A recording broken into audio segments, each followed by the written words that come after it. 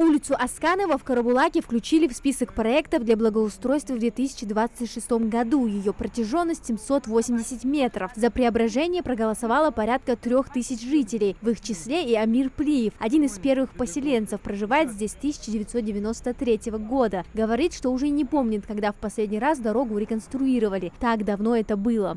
Для школьников, которые ходят в школу, для жителей, которые провожают этих школьников до школы и назад, ну и безопасность, самое главное, безопасность людей, за что мы и боремся.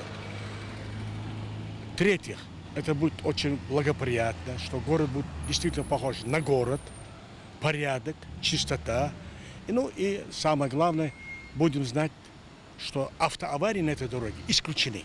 Из 7 общественных территорий путем рейтингового голосования выбрали 3 улицы, которые будут благоустраивать в 2026 году. На них расположен ряд социальных объектов – городская больница, детский сад, школа и другие. Практически каждый житель внес свою лепту в преображение родного пространства. Рейтинг голосований, по территориям, которые отбирались в этом году, в 2025 году, будут благоустраиваться уже на 2026 год. И, соответственно, на следующие годы, до 30 года, также будет проходить ежегодно такая процедура по отбору общественной территории и также по отбору дизайн-проектов по данным территориям. В дизайн-проекте благоустройства предусмотрены следующие виды работ: асфальтовое покрытие дорожного полотна с установкой бордюрного камня, строительство пешеходного тротуара, устройство новых скамеек и урн. Улицу обеспечат освещением с использованием энергосберегающего оборудования. За качеством выполнения работ будут следить депутаты и общественники.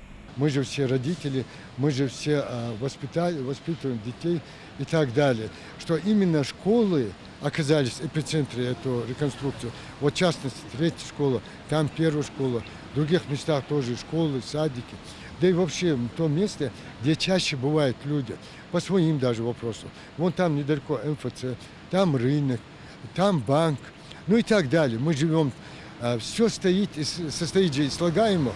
Вот эти слагаемые, чтобы везде достичь и перпендикулярно, параллельно в шахматном плане, как говорится, мы ходим, решаем свои проблемы, у нас появилась уникальная возможность. А это уже улица Дьякова. За преобразование участка протяженностью 200 метров проголосовало около 2000 человек. За долгие годы это будет первая масштабная реконструкция. Для местных жителей это настоящий праздник, учитывая, какие неудобства они терпели. Так, на бог на хакес, атухбуш, хабака, голосовать, квотты, андер то, духу квотты, анзе, чекани яхт голосование, был бы антук, алхамдулиллах, дик бобуш, дяка, дал ряс халшан. Жади худда, тротуар ждокуды, тонш, ора, освещение гиантон, лавочки ждокуды.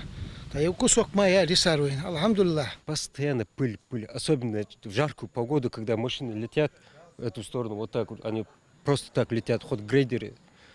Бывает, неудобно. Постоянный шум бывает из-за этой грейдера. Хотелось бы, чтобы ровно асфальт положили, и чтобы дорожки, чтобы для детей, чтобы удобно, там скамейку, чтобы поставили. Было освещение. Федеральный проект формирования комфортной городской среды в регионе успешно реализуется более 5 лет. В рамках программы в Карабулаке за это время уже благоустроили порядка 40 общественных территорий. Нацпроект был продлен президентом страны до 2030 года. Амина Зязикова, Мухаммад Яндиев, Магаз 24.